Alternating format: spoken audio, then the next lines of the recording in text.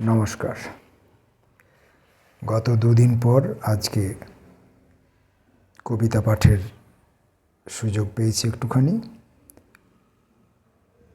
এই সুযোগ কখন কতটুকু পাবো তার ঠিক নেই, আবার কাল পাবো না পরশু পাবো না কদিন পরে পাবো জানি না। আজকে যেটুকু সুযোগ পেয়েছি খুব নিচু গলায় কবিতাগুলো পড়ছি। আজকের কবির নাম নিহার রঞ্জন বিশ্বাস। নিহার রঞ্জন বিশ্বাসের কবিতা পড়ছি। দিনের অন্ধকারে। ফুটপাতের হুঁকে টাঙানো বোবা মুখের কার্বন কপি, ম্যারাপের নিচে সিটি দিতে দিতে ছোটে নিঃশব্দ সাইরেন। মাথার উপর লাঠি উঁচিয়ে খাকি কলম, জুলুম আর কষ্টকথা। ককটেল, সাঁতার, হুইস্কির বোতল। বড্ড ইচ্ছে করে আশ্রয় নিই রুকসাকে। উনুনে পুড়ে যাওয়া পেটের মতো কৌটোর মোড়ক খুলি। হিমবাহের পোশাকে যুদ্ধের বারুদ, আগুনের গা চুঁইয়ে অন্ধকার। ভাঙাচোরা দেশ নিলাম হয় সোনাগাছির গলিতে।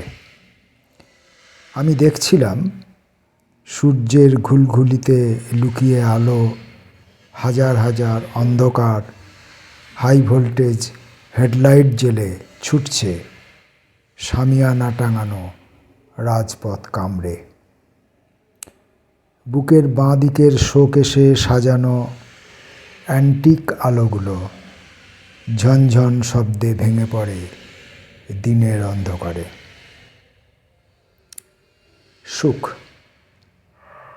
যত্নে সাজানো রোদের মুখ থেকে মুছে দিয়েছ বসন্তের সব রং।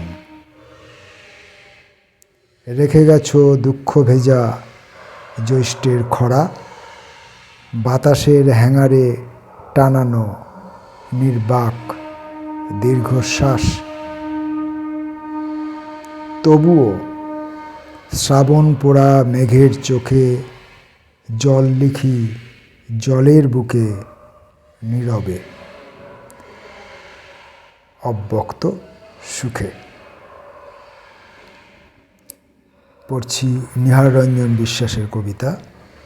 পরের কবিতা দুঃখ ঢাকি আঁচলে।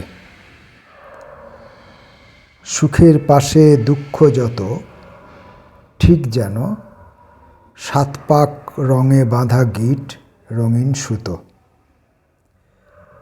সুখ যদি হয় আলোর দিশা, আতুর রোদে পুরি। সারাদিন উঠোন জুড়ে শীতল রাত খুঁজি আকাশের ঠোঁটে।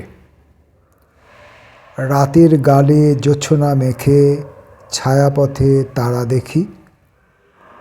স্বপনে প্রভাত আঁকি, সুখ গড়ি আঁচলে দুঃখ ঢেকে। পরের কবিতা পথের ছবি। ফেল করেছিল যারা, উত্তর না জানলেও পথ জানত। সাদা খাতার উঠোন জুড়ে পথের ছবি, ছোট মেজ সেজ ফুটপাত। পথের উপর পথ, তস্য পথ, ফ্লাইওভার ডিঙিয়ে শটান রাজপথ। মাস কেটে যায় মহোৎসবে। যারা পাশ করেছিল তারা সবাই নদী এঁকেছিল। দু পকেটে নদী পুড়ে ফুটপাতে বসে তারা ছবি আঁকে, নদীর ছবি। দাঁড়ের ছলাচ্ছলে পুটুলি বাঁধা ভাত গন্ধের আষ্টে ছবি। দরিয়ার ফ্লাইওভারে ভাটার টান, দিন গুনে বছর হলেও মাস আসে না। এরপর পরীক্ষার খাতায় কেউ নদী আঁকবে না, সবাই পথ আঁকবে, যে পথ চলে গেছে আদিম যুগে। পড়লাম নিহার রঞ্জন বিশ্বাসের কয়েকটি কবিতা। নিহার রঞ্জন বিশ্বাস উন্মেষ সাহিত্য পত্রিকার সম্পাদক এবং উন্মেষ সাহিত্য পত্রিকা ও সেই সঙ্গে সম্পর্কিত যাবতীয় সাংস্কৃতিক এবং মানবিক আচার আচরণের মূল কাণ্ডারি। তিনি কবিতা লেখায় যতটা দক্ষ, প্রচারে ততটা দক্ষ নন। তিনি, আমার ধারণা, তিনি কম লেখেন। হয়তো এমন হতে পারে যে তিনি লেখেন প্রচুর, আমি জানতে পারি না, কারণ তিনি প্রচারমুখী নন, তাই হয়তো আমি জানতে পারছি না। কিন্তু আমার ধারণা তিনি কম লিখলেও